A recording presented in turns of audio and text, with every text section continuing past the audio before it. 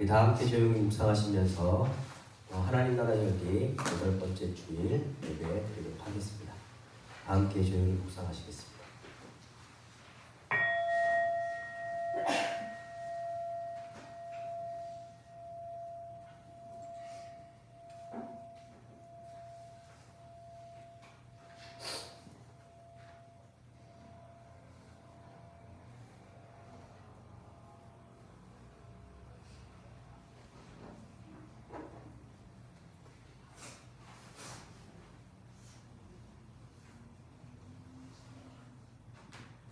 따뜻한 공감. 나도 그랬다. 참 단순한 말이지만 참 초라한 표현이지만 나도 그렇다. 때로는 그 말이 넌 이 세상 혼자가 아니라고 찬 손 꽉 붙잡아줄 때가 있네. 아멘. 아멘. 이 시간 김유정 집사님 기도 인도해 주시겠습니다.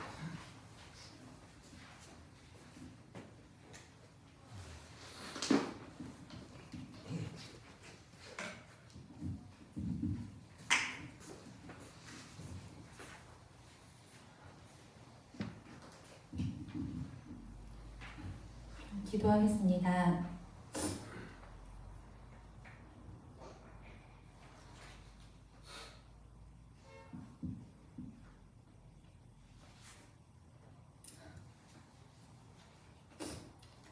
하느님,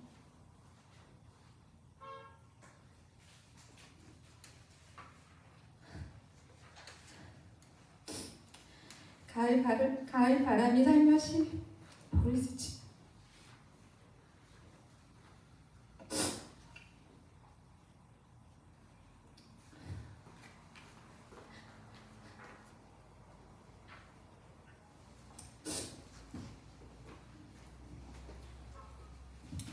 당신의 손길을 느낍니다.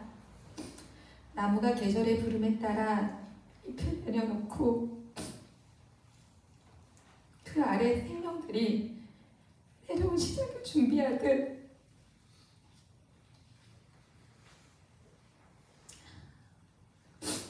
제 삶에도 변화의 순간들이 찾아오고 있음을 느낍니다. 주님, 익숙했던 걸 내려놓으려 할 때마다 저항감이 밀려왔고 때론 그것이 아픔이 되기도 했습니다. 새로운 길을 선택할 때마다 불안했고 과거에 집착하며 발목이 잡힌 적도 많았습니다. 내 감정을 누르거나 지우고 내가 더 잘해야 한다고 덮어두었던 묵은 상처를 마주 함께 버고 그만두고 싶을 때도 있었습니다.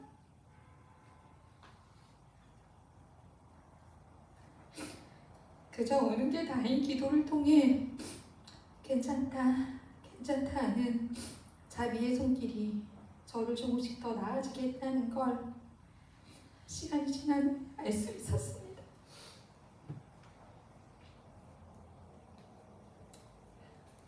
주님, 살면서 마주한 고통은 때론 버겁고 삶의 의미마저 잃게 됩니다.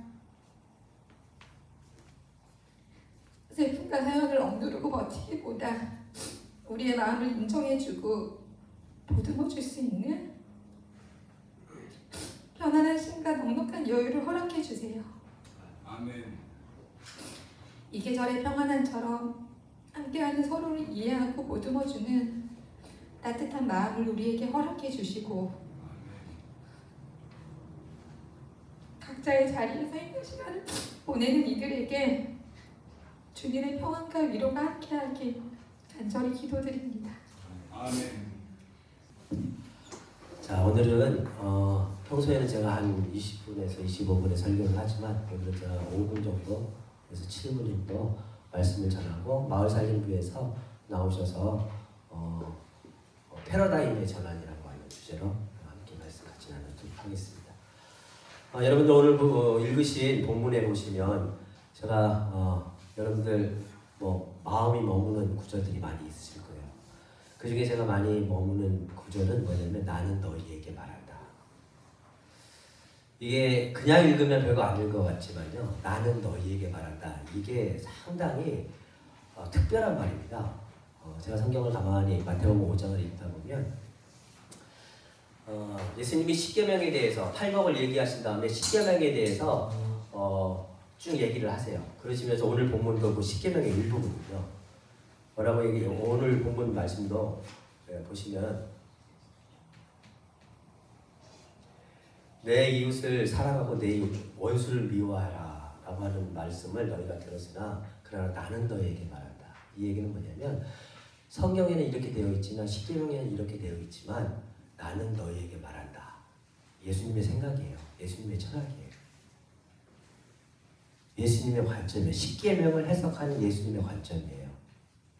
그 얘기는 뭐냐면 전통을 소중히 여기지만 전통에 매이지 않고 그 전통이 말하고 있는 신앙의 근본을 사고하기 위해서 예수님께서 굉장히 많이 노력을 하셨다는 거예요. 이게 굉장히 중요한 겁니다.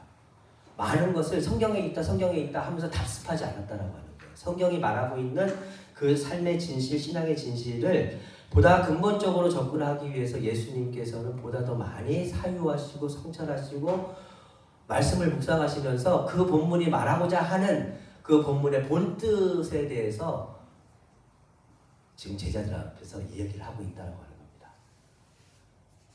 이 앞구절은 뭐냐면 사실은 이에는 이, 눈에는 눈, 구약에 있는 법입니다. 그 얘기는 뭐냐면 무자비한 보복. 나는 한 대 쳤는데 구약에 보면 그런 얘기 나오거든요. 나는 한 대 쳤는데 그 집안을 다 멸살시켜버려요. 유목민화의 사회에서는 이 보복이라고 하는 게 우리한테 보복을 가하는 저 상대가 어떤 존재인지 모르기 때문에 불안에 떨면서 우리한테 조금이라도 해를 가하면 그 집안을 다 멸해버린다고요. 그런 사회 속에서 이에는 이, 눈에는 눈. 이거는 상용 보복이에요. 내가 한 만큼만 보복을 해야 된다라고 하는 거예요. 그럼 그런 사회 속에서 이 상용 보복은 굉장히 진일보한 법입니다. 내가 때린 만큼만 때려야 돼요. 기싸대기를 때렸으면 기싸대기만 때리면 돼요. 우리 집에 우리 아이를 죽여서는 안 되는 거예요. 집안을 다 멸해서는 안 되는 거예요. 근데 이 예수님 시대에 와서는 이 보복이 이 상응보복하라고 하니까 보복이 끊임없이 자행되는 거예요. 끊임없이. 그 실수로 어떻게 하다가 상해를 입혔는데 너 상해 입혔지. 봐줄 수도 있는데 보복이 보복을 낳고 보복이 보복을 낳고 끊임없이 보복이 순환하는 사회 속에서는 이 한강 소설가 한강이 들여다본 것처럼 그 사회가 안고 있는 그 시대가 안고 있는 그 관계가 안고 있는 삶의 아픔과 고통의 근원을 들여다볼 수 있어야 된다는 거죠. 그거 없이 우리가 모두가 함께 사는 세상을 만들어가기는 쉽지 않더라고요. 예수님의 이 사회는요, 전통을 소중히 여기지만 그 전통이 우리에게 가르치려고 하는 신앙의 본질을 사유하려고 하는 그 힘, 나는 너희에게 말한다.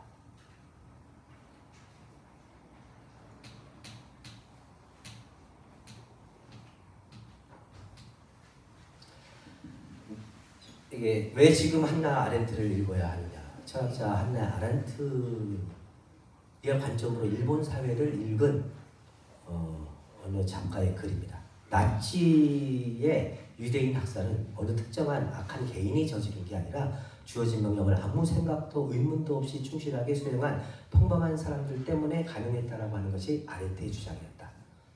아렌트는 당시 악의 타켓을 찾아 응징하고 자신들은 면죄부를 받으려고 하는 사람들의 심리에 정면적으로 도전을 했다.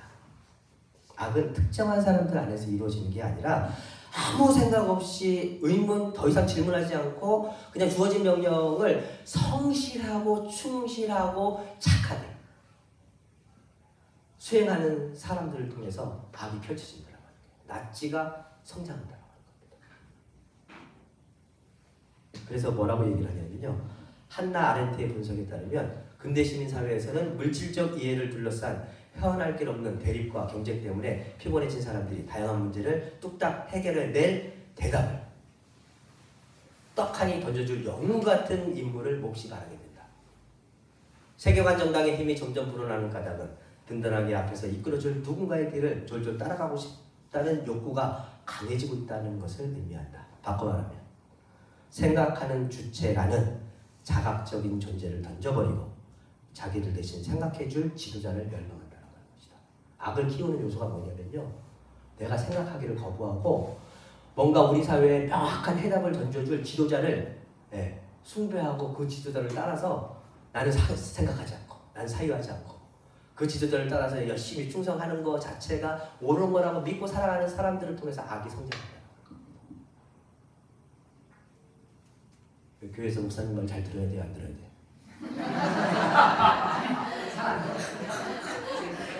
이등교회 청년들은 목사님 말 잘 들어야 돼요. 봐요. 이게 희망이 있는 거예요. 이게 얼핏 제가 농담하는 것 같이 보이지만 내 사유를 지도자한테 맡기는 게 오늘날 한국 교회의 한국 사회의 아주 고질적인 병입니다. 내가 사유하지 않는 거예요. 누가 대신 명쾌한 대답을 던져주는 사유를 하는 거예요. 그래서 그분을 쫓아가는 거예요. 그분이 잘 살면 상관이 없어요. 근데 목회자 말 듣지 말라는 얘기 아닙니다. 오해하시면 안 됩니다. 교회는 다양한 담론이 함께 공존해야죠. 내 사유가 누군가 한 사람의 사유에 의해서 묻히는 게 아니라, 지배당하는 것이 아니라 다양한 주체적인 사고가 함께 공존하면서 그 사유가 유기적으로 상생할 때 그 안에서 보다 더 창의로운, 보다 더 근본적인 사유를 향해서 다가갈 수 있는 힘이 그 안에 있다는 거죠. 그런 의미에서 예수님의 본질을 찾아가는 이 주체적 사고의 힘은 신앙을 보다 더 근본으로 이끌어가는 힘입니다.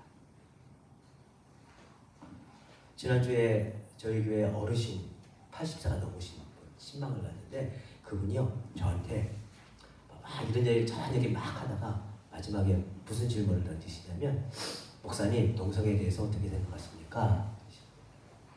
그래서 제가 생각하고 있는 거를 쫙 얘기를 했어요. 그랬더니 목사님 저는 힘들어요.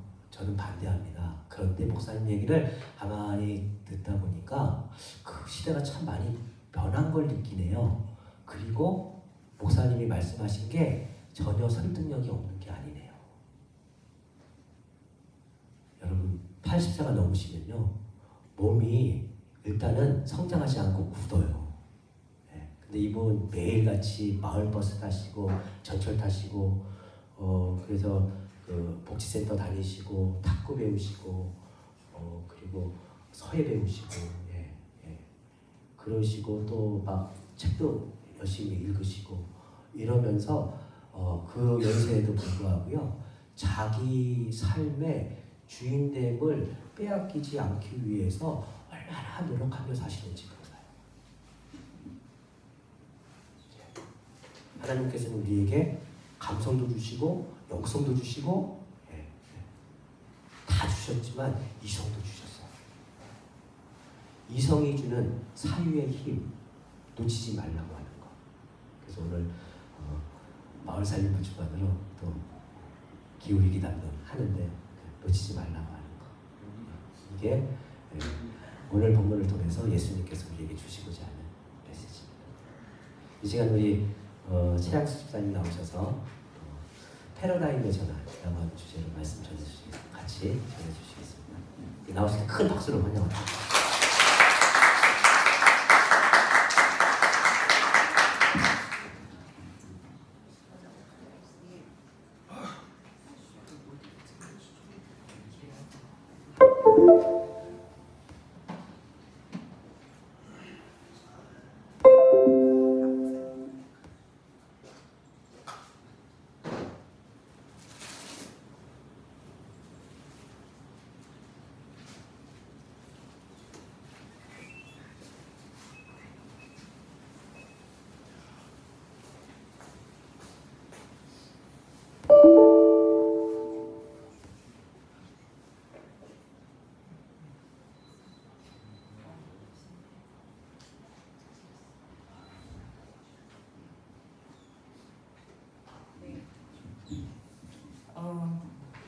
패러다임의 전환인데 기후 위기 시대의 기후 정의를 얘기하려고 합니다.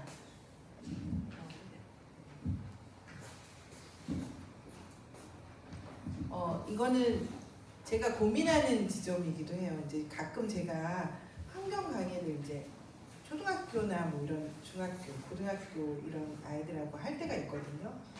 그러면 이제 보통 얘기하는 게 뭐죠? 빙하가 녹고 있다. 네. 그다음에 쓰레기가 넘쳐나고 있다.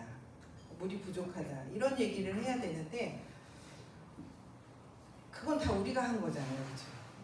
우리가 다 잘못한 건데 얘네들한테 왜 이걸 얘기해야 되지? 이 고민이 환경 강의를 할 수가 없는 거예요. 얘네들한테 왜 이걸 내가 얘기해야 되지? 해결 방법은 없으면서 저도 없으면서 왜 우리들한테 해맑고 정말 초롱초롱한 그 눈빛, 그 고민이 많은 그 청소년들에게 제가 또 거기다가 또 얹혀서 그 고민을 얘기해야 되나 이런 생각을 굉장히 많이 했어요. 그래서 이걸 해야 되나? 환경 강의를 해야 되나? 뭐 이런 생각을 되게 많이 했는데 그 나름대로의 그러면 뭘 해야 되지? 뭐 이런 생각을 했고요. 그리고 또 이제 환경 운동가 이런 사람들이 사실은 자살이 굉장히 많아요. 보이지 않게. 왜냐하면 답이 없거든요. 답이 없는 그 절망에 빠져서 그런 경우도 굉장히 많아서 우울증도 되게 많고 그래서 이제 그런 책도 읽고 뭐 이러면서 아 이게 정말 답이 없는 건가?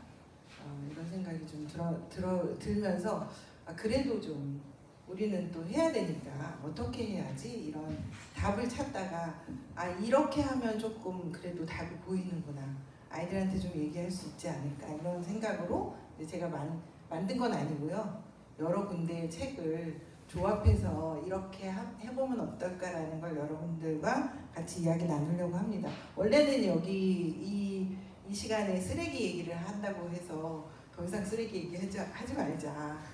제가 옴짝달싹 할 수가 없다. 우리는 쓰레기를 버리지 않고는 살 수 없는 삶인데 거기다 또 얹혀주면 죄책감 때문에 저는 행동할 수가 없다. 이런 생각. 저는 약간 죄책감에 대해서 굉장히 골똘한 생각을 많이 하는 사람인데 죄책감을 주는 순간 저는 행동할 수가 없거든요. 행동할 이유를 줘야지 되는데 약간 저는 도마 같은 사람인가 봐요. 이유를 찾아야 움직이니까. 그래서 이제 제가 찾아낸 방법인데요. 그 중에 하나가 여러분들에게 오늘 책을 하나 읽어드리려고 하는데 나무들의 어머니예요. 이거는 쓰신 분은 지네트 윈터라는 사람인데 망가리 마타이라는 분의 이야기예요. 초등학교 교과서에 나오는 분인데 혹시 아시는 분 계신가요? 없어요? 네, 없군요. 이분이 왕가리 마타이인데 그린벨트 운동을 하신 분이에요. 그린벨트라는 거를 만들어내신 분이에요. 네. 그래서 이분을 따라서 우리나라 박정희가 그래도 좋은 일을 한 게 그린벨트를 지정했다는 거. 이 이야기를 통해서 어떻게 우리가 파괴되고 있는지에 대한 이야기를 하려고 합니다. 이 이야기는 이제 나무가 많이 심겨져 있는데 이 이야기는 성장과 개발에 대한 이야기를 하려고 합니다. 우리가 지금 성장과 개발에 대해서 굉장히 혼란스럽게 생각하죠. 그래도 성장을 해야 돼. 개발을 해야 되지 않아? 너무 낙후된 지역에 개발을 해야 되지 않아? 이런 생각을 하고 있는데 그런 것들을 어떻게 우리가 받아들여야 되는지 그 이야기를 하려고 합니다. 마이크를 안 써도 들리시죠? 네. 이 이야기는 빈곤과 불평등 문제 해결 없이 환경의 문제가 결코 해결되지 않는다는 이야기를 하려고 합니다. 그중에 환경의식과 생태윤리에만 기대서 해결할 수 있다는 거죠. 자, 여기 왕가리 마타이가 있는데 그분의 이야기를 들려드리도록 하겠습니다. 헐벗고 황폐해진 지구, 그런 지구를 초록으로 만드는 것이 제가 해야 할 일이었습니다. 왕가리 마타이의 이야기입니다. 왕가리 마타이는 초록나무가 우산처럼 드리운 아프리카 케냐의 작은 마을에 살았습니다. 왕가리는 엄마와 함께 땔감을 구하러 숲에 가곤 했어요. 숲에선 온갖 새들이 지저귀고 향긋한 풀냄새가 났어요. 기름진 땅에서는 옥수수, 고구마, 사탕수수 같은 곡식들이 쑥쑥 잘 자랐어요. 왕가리가 일손을 도와야 할 만큼이요. 왕가리는 무척 총명한 학생이었어요. 숲속의 나무들만큼이나 키가 커졌을 때 왕가리는 장학금을 받고 미국으로 공부를 하러 떠나요. 공부를 마치고 케냐로 다시 돌아온 왕가리는 깜짝 놀랐어요. 마을이 몰라보기에 황폐해져 있었거든요. 대체 무슨 일이 일어난 거죠? 나무들은 다 어디 있나요? 돌아온 후의 모습이에요. 마을 여자들은 땔감을 구하러 아주 먼 곳까지 다녔어요. 비옥했던 땅은 바짝 말라 풀 한 폭이 자라지 않았지. 그 많던 사탕수수는 다 어디로 간 걸까요? 새들은 어디로 사라졌지? 왕가리는 너무나 안타까웠어요. 여기에 중요한 장면이 있는데 여성들이 땔감을 가지러 어떻게 변했죠? 아까는 근처 숲속에 갔는데 어떻게 됐어요? 멀리 가게 됐어요. 이게 굉장히 중요한 포인트예요. 개발이 되면서 여성들의 근처에서 이제 땔감을 구하고 그 다음에 작물이 뭐가 있었죠? 사탕수수, 고구마, 옥수수 다양한 식물이 있었는데 식물이 있지 않아요. 개발이라는 그런 거예요. 단일 품종으로 되는 거죠. 단일 품종이 되면 새들이 더 이상 찾지 않는 거죠. 한 가지 품목만 있습니다. 그래서 여성들은 땔감을 구하러 이렇게 가는데 여기에 또 하나의 문제가 있어요.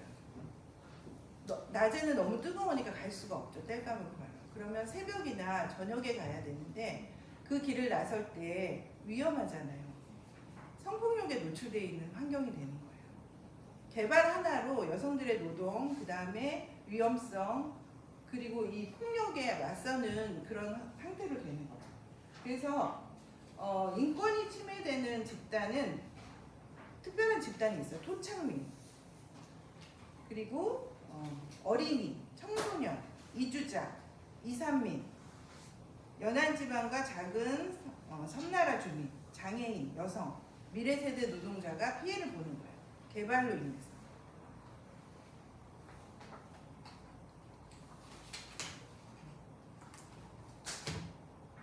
초록나무들이 빽빽하게 있던 자리에는 새 도로와 건물들이 들어서 있었어요. 하지만 나무를 심는 사람은 아무도 없었어요. 이러다 케냐 전체가 사막이 될지도 몰라. 왕가리는 눈물을 흘렸어요. 우리가 개발은 그냥 좋은 거라고 생각하고 어디에 또 집을 지으면 그런가 보다 이렇게 생각을 하지만 사실은 개발은 지역 생태계, 그 다음에 공동체, 문화 등을 착취할 권리를 요구하는 거예요. 그것까지 다 내줘야 되는 게 개발이에요. 그런데 우리는 그동안에 너무 단순하게 생각을 했죠. 낙후돼 있으니까. 그런데 그 안에서 벌어지고 있는 이 여성들의 노동, 그 다음에 그 여성들이 노동할 거리가 얼마나 멀어지는지 이런 거에 대한 평가는 없죠. 우리나라 그 세계의 잘 사는 순위를 매길 때 GDP로 하잖아요. GDP에는 이런 노동이 전혀 들어가 있지 않아요. 공장에서 생산해서 이렇게 되는 그 지수만 들어가 있지 공동체로 일어난 경제적 가치, 그 다음에 이런 여성들, 그 다음에 지역 공동체의 노동 이런 것들은 전혀 평가되지 않는 게 그 지수예요. 그 지수로 우리가 잘 살고 있다라고 평가할 수 없어요. 점점 취약해지고 있죠. 왜냐하면 일자리를 뺏기고 있잖아요. 여성들은 그냥 멀리 안 가고도 살 수가 있었는데 어린이도 멀리 안 가고 살 수 있었는데 그리고 그런 폭력으로부터 안전한 거리에 있었는데 개발이라는 것들로 인해서 모두가 피해자가 되고 있는 거죠. 그 피해자의 모습을 우리는 전혀 생각하지 않고 있죠. 왕가리는 점점 메말라가는 땅을 보며 결심했어요. 그래, 나무를 심는 거야. 여기 깃들부터 한 그루 한 그루 시작하면 돼. 왕가리는 9개의 어린 나무를 심었어요.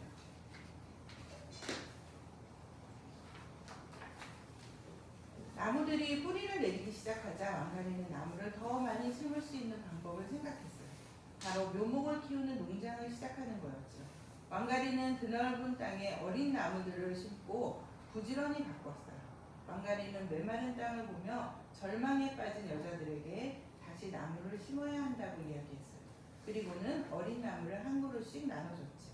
두고 보세요. 나무가 자라면 우리도 다시 잘 살게 될 거예요.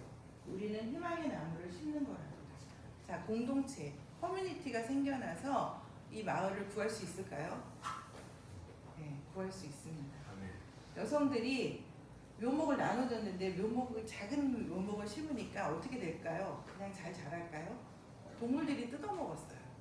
그래서 여성들이 이제 고민해낸 게 그러면 우리가 묘목을 각자 집에 가져가서 부엌에 놔뒀다가 어느 정도 자라면 그때 심기로 하자.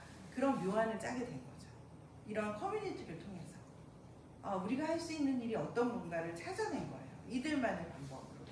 그래서 그 묘목을 각자의 집에 들어가서 부엌에 올려놓고 자라게 돼서 이제 심게 된 거죠. 심으니까 그때는 이제 동물들이 먹지 못하는 상태가 돼서 나무들이 더 잘 자라게 됐고 여성들에게는 왕가리가 수입을 줘요. 그래서 본인들이 나무를 심는 거에 또 작은 수입을 얻게 되고 그리고 의미 있는 일을 하게 되는 것을 굉장히 기뻐하게 되죠. 그렇지만 그대로 갈까요? 여자들은 날마다 길게 줄을 그리며 나무들을 심었어요. 검은 땅에 초록색 길을 두르듯 말이에요. 이런 거를 보면서 약함의 연대 그리고 서로 돌봄의 실천. 이 문제는 기후위기는 결코 과학이 해결할 수 있는 문제가 아니에요. 빙하가 녹으면 과학자들이 빙하가 녹지 않는 방법을 발견해낼 거예요. 우리나라에서 탄소 중립을 하기 위해서 어떻게 하죠? 탄소를 포집하는 방법을 지금 연구하고 있다고 해요. 소용없는 일이에요. 어떻게 그 많은 탄소를 포집해서 그거를 없애나요? 근데 과학에 아까 얘기한 것처럼 목사님이 얘기한 것처럼 누군가 해줄 거야 라는 막연한 믿음으로 우리는 그냥 가만히 있죠. 하지만 이 여성들처럼 과학이 해결 못하는 그리고 개발업자들이 해결 못하는 기후위기를 헤쳐나갈 놀라운 힘을 만드는 건 이 네트워크와 연대입니다.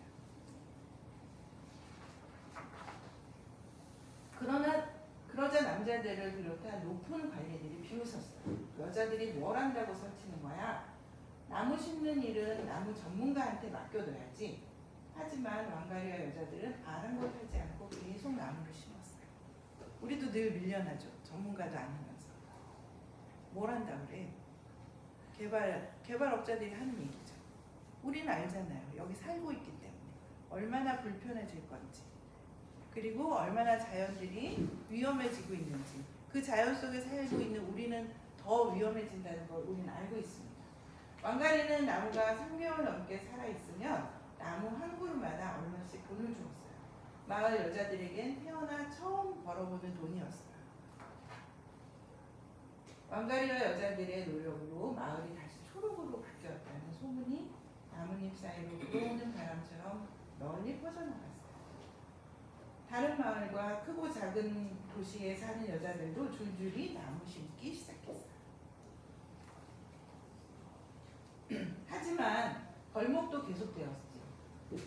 어떤 사람들은 나무보다 건물 짓는 것을 더 좋아했으니까. 왕가리는 남아있는 나무들을 보호하기 위해 참나무처럼 당당하게 서서 외쳤어요. 우리에게는 높은 건물보다 숲이 더 필요해요.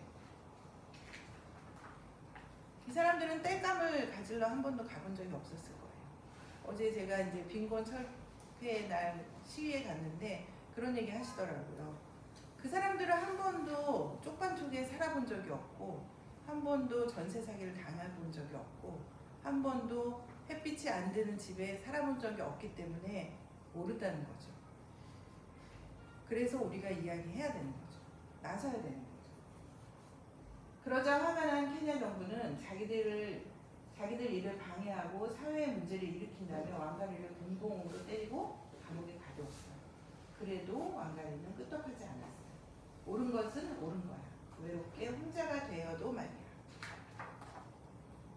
하지만 왕가리는 혼자가 아니었어요. 왕가리의 나무 이야기는 빅토리아 호수 물결처럼 아프리카 전역으로 퍼졌지. 더 많은 여자들이 더 많은 나무들을 더 길게 줄지어 심었어요. 어린 나무들은 뿌리를 내리고 쑥쑥 자랐어요. 한때는 나무 한 그루 없던 땅에 3천만 개도 넘는 나무가 생겼어요. 마침내 아프리카 케냐의 초록 우산들이 돌아왔어요. 여자들은 등을 꼿꼿이 펴고 걸어 다녔어요. 이제 집 가까이에서 땔감을 구할 수 있었으니까. 땅은 더 이상 메마르지 않았어요. 옥수수, 고구마, 사탕수수가 기름진 붉은 흙으로 다시 자라났어요.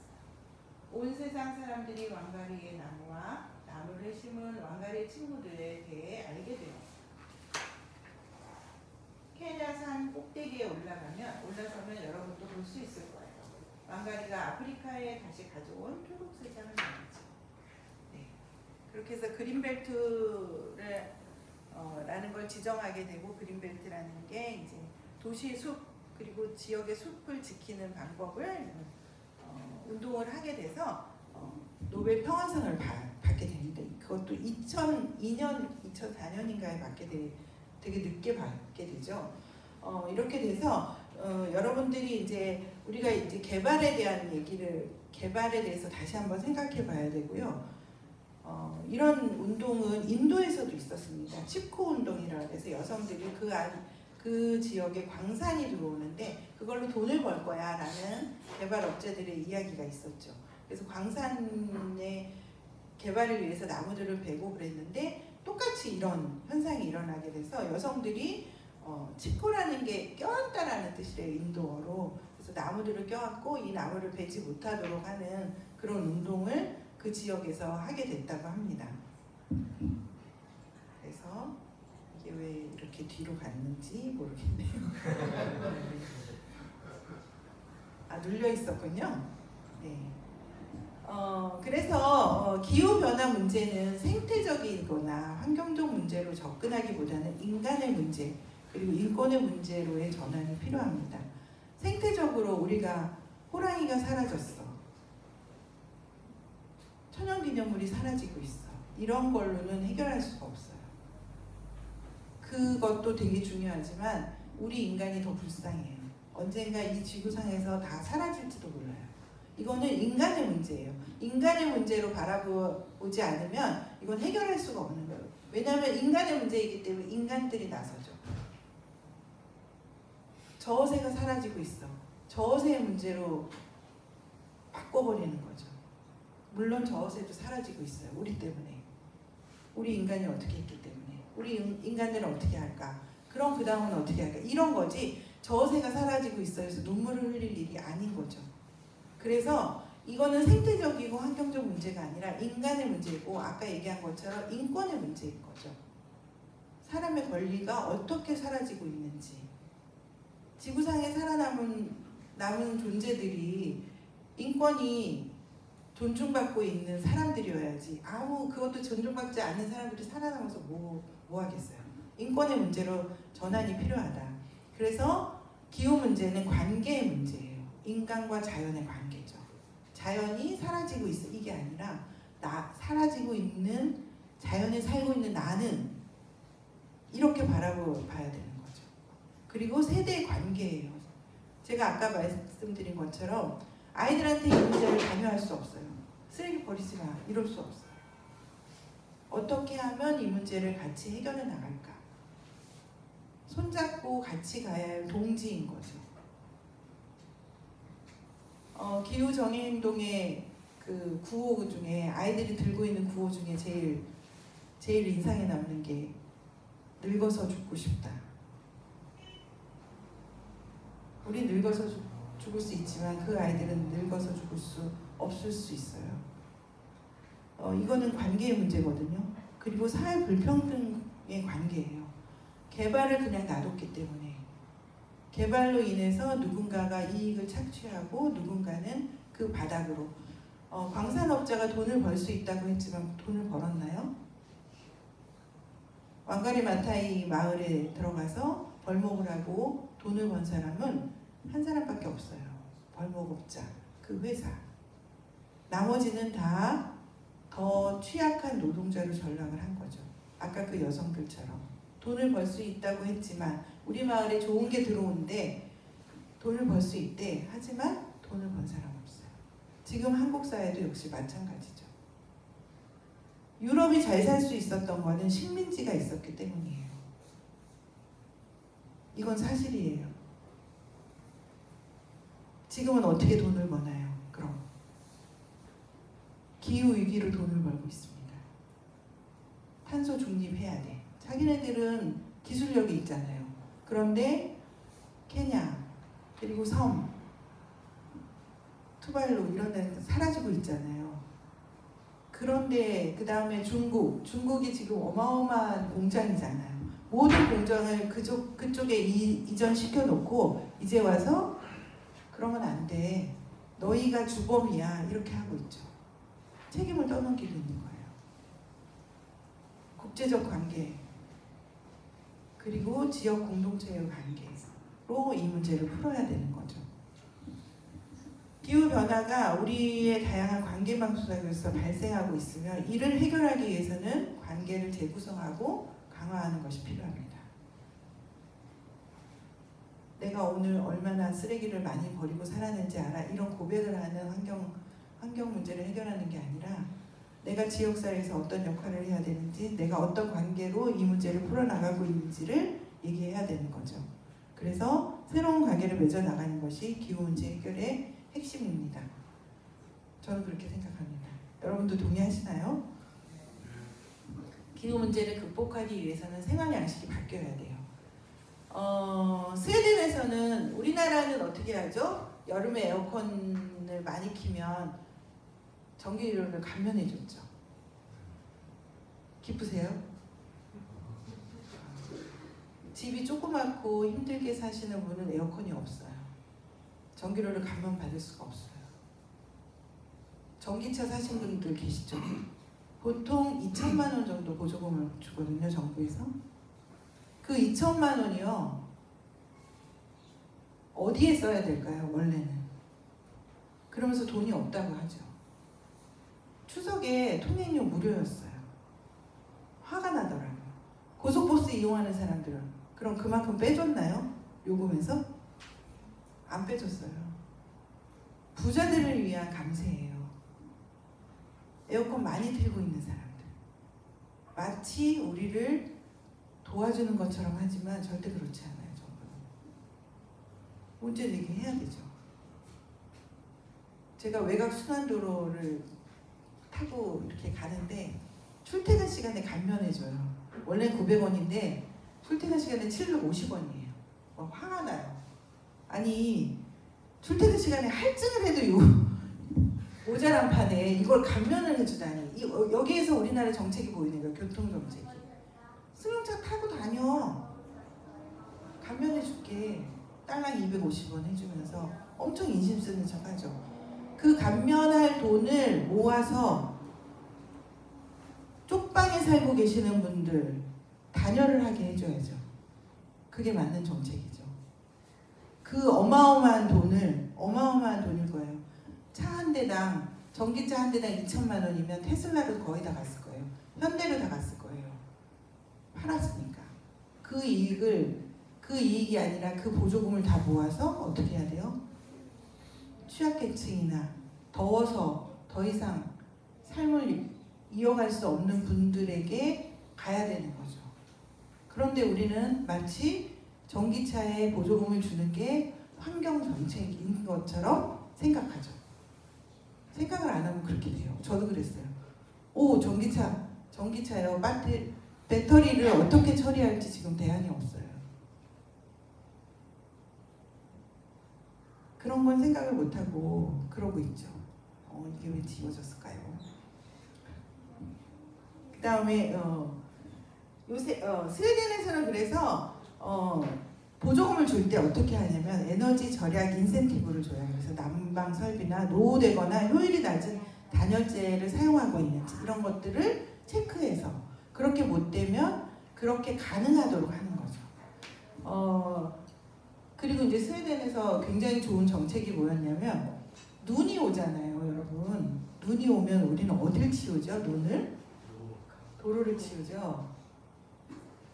스웨덴도 역시 마찬가지였어요. 도로를 치웠어요. 도로를 치웠는데 그래도 또 사고가 계속 나는 거예요. 골절 사고 이런 것들이 굉장히 많은 거예요.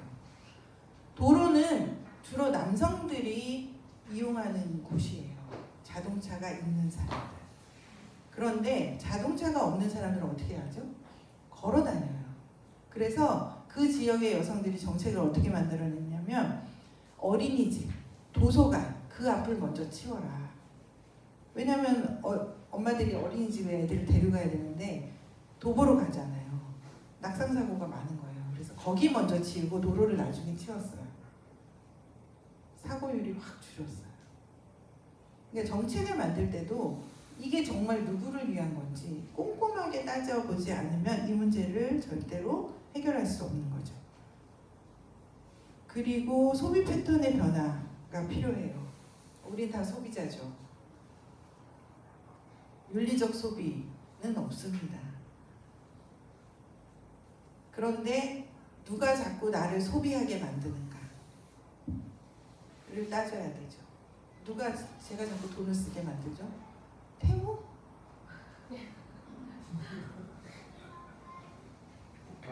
우리의 감각을 흐리는 거죠. 매체가 그렇게 해요. 사. 연예인들의 옷방을 보여주면서 우리 옷방 필요 없어요. 살 방도 없는데 무슨 옷방입니까? 그런데 그런 것처럼 모든 사람이 그러고 살아야 되는 것처럼 하는 거죠. 그래서 나의 소비 패턴을 이렇게 만드는 원인은 뭔가? 물론 사면서 막 사면 안 되겠지만 그 원인은 뭔가를 추적해 볼 필요가 있다는 거죠. 아이, 다 지워졌네요.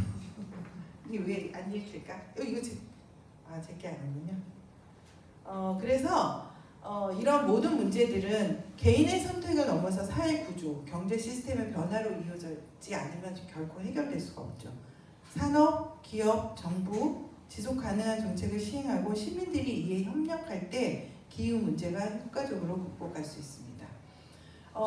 그 기후 문제 중에 우리가 이제 고양시에서 제일 많이 나타나는 게 이제 그 교통 때문에 탄소가 제일 많이 발생하고 있죠.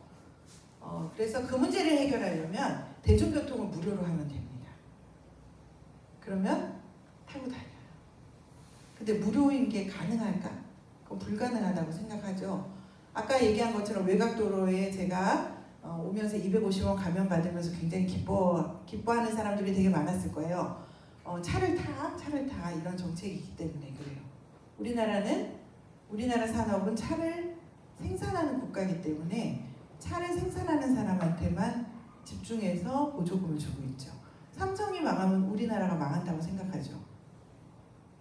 그런 구조로 만들었어요. 이게 아까 단일 품종을 심어서 그 지역이 망하는 것처럼 단일 품종을 심으면 더 이상 홍수가 나고요, 재해가 나고, 그 다음에 가뭄이 심해지고 다른 생물들이 다양하게 살 수가 없거든요. 그런 것처럼 삼성만 지원하고 현대만 지원했기 때문에 우리나라의 산업이 살아남을 수가 없어요. 삼성이 지금 주가가 계속 떨어지고 있는데 외국의 사람들이 지적하는 게 삼성이 혼자서 독식하고 있는 이 구조에 대해서 얘기를 한 거예요. 단일종만 심는 거와 삼성만 지원하는 게, 그래서 삼성을 더 이상 지원하지 않고 현대를 더 이상 지원하지 않는 게 우리나라가 살아갈 길인 거죠. 물론 어려울 수는 있지만 그게 살아갈 길입니다. 기후 문제는 공동체의 문제입니다.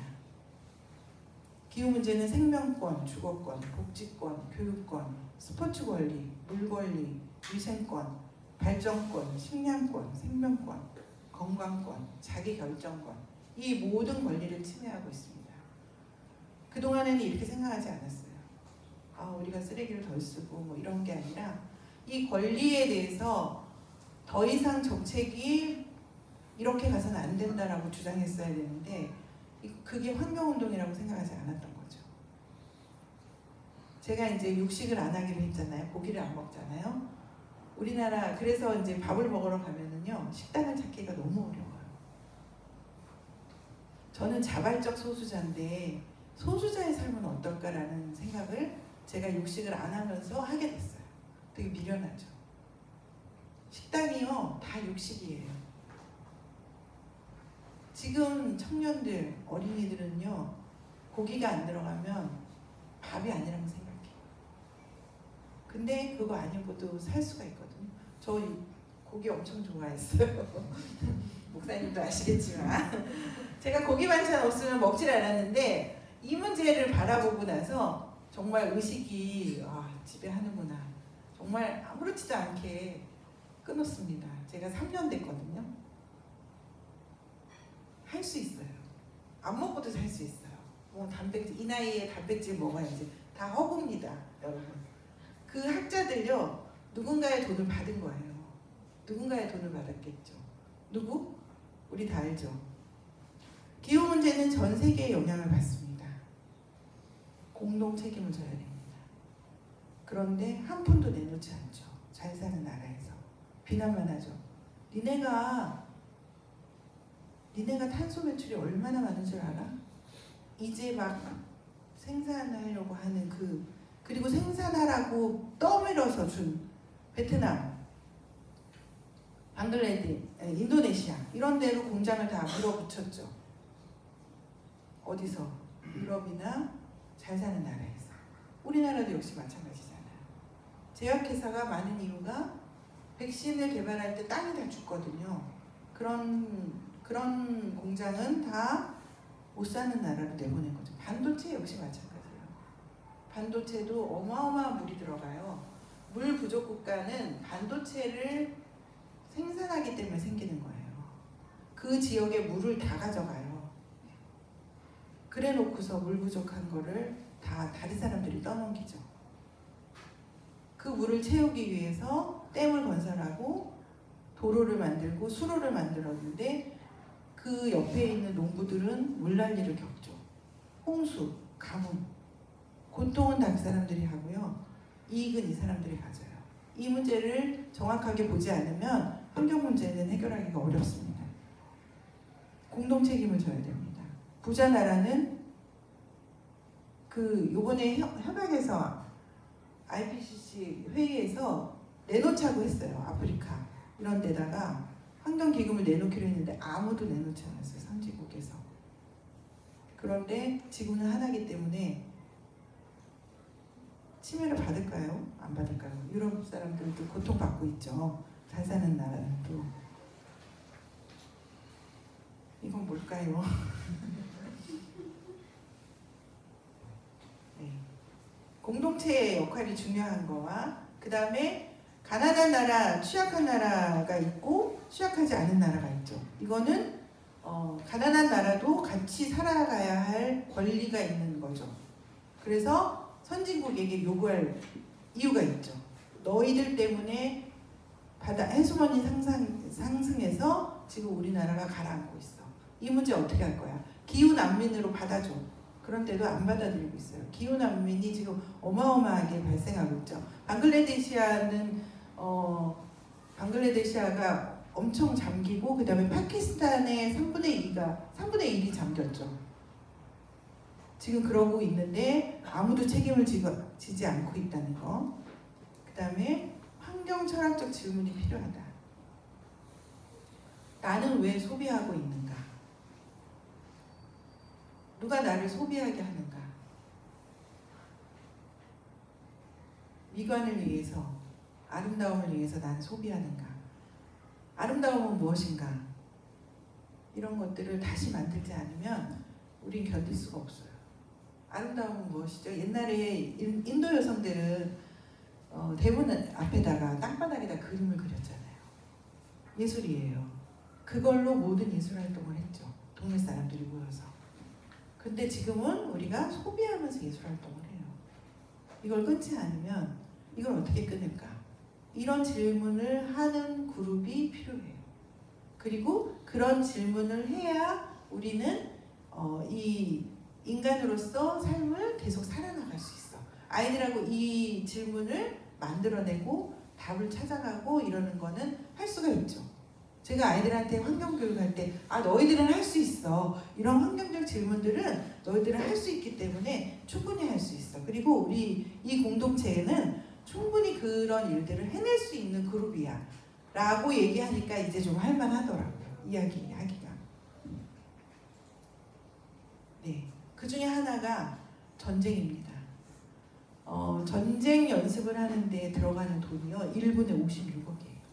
화석연료를 가장 많이 쓰는 게 전쟁 연습하는 거예요. 비행기 한번 띄우면 비행기 기름은 어마어마하게 비싼 기름입니다. 자동차에 들어가는 기름하고는 달라요. 탱크, 미사일 이 문제는 생각도 못했죠. 우리나라 어마어마하게 쓰고 있죠. 이거는 화석연료를 쓰는 것도 문제지만 평화와 지구를 위협하는 일이기도 하죠. 전쟁 및 군사활동으로 인한 탄소 배출량을 정확히 제대로 집계해야 되는데 집계하지도 않아요. 비밀이라는 이유로. 그리고 나날이 늘어가는 국방 예산은 그 예산만 기후위기 대응 예산으로만 써도 우리는 여름에 시원하게 살 수 있습니다. 그 많은 군비를 기후기금으로 쓰고 그러면 우리는 기후정의 시대를 맞이할 수 있는 거죠. 좀 쉬워졌죠? 쉬운가요? 네, 그것만 안 써도 세계에서 그것만 안 써도 지금 전쟁만 안 해도 살아남을 수 있죠. 평화를 위해 기후위기에 대처하는 방법은 전쟁을 반대하는 거, 거기에 들어가고 있는 거, 전쟁 연습하는 거 이런 거 반대하는 거라고 보시면 됩니다. 인간의 기본권, 정부의 기후위기 대응 의무에 책임을 물었죠. 얼마 전에 8월 29일 날 헌법을 근거로 나는 모든 국민은 건강하고 쾌적한 환경에서 생활할 권리를 가지며 국가가 국민은 환경 보전을 위해 노력해야 한다라는 이 조항을 들어서 어린이와 청소년 소송단이 아기 기후 소송단하고 청소년 기후 소송단이 소송을 했습니다. 그래서 승소는 했는데 갈 길은 멉니다. 그걸로 끝나는 게 아니라 그래서 나는 앞으로 탄소를 계속 배출하는 세상에 살 수 없기 때문에 국가는 움직여야 된다라는 소송이었기 때문에 굉장히 의미가 있죠. 네. 우리 아이들이 할 수 있는 일 그리고 같이 해야 될 일이죠. 당신은 기후변화를 부인하는 견해를 가질 수 있습니다. 그러나 기후변화는 당신의 견해에 관심이 없습니다. 우리가 그런 생각을 하건 말건 변하고 있죠. 네. 무거운 이야기지만 저는 충분히 우리의 네트워크와 공동체성 그리고 아까 그 여성들이 나무를 심을 때 어떻게 하면 나무를 잘 심을 수 있는지 고민했던 거 같이 공동체에서 지역에서 경제적인 것들을 만들어낸 거 이런 예를 통해서 그 여성들을 통해서 그리고 그 지역을 통해서 저는 충분히 가능하다고 믿고 싶습니다. 여러분들도 믿으시길 바라겠습니다. 네, 이상입니다.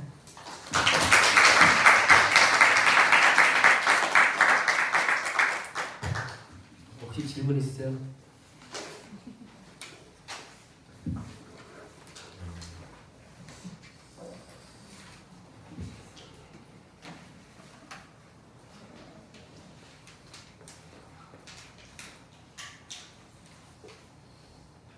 그러면 우리 오늘 함께 그런 두 가지 말씀을 함께 나눴는데 주신 말씀 생각하시면서 잠시 침묵 기도드리도록 하겠습니다.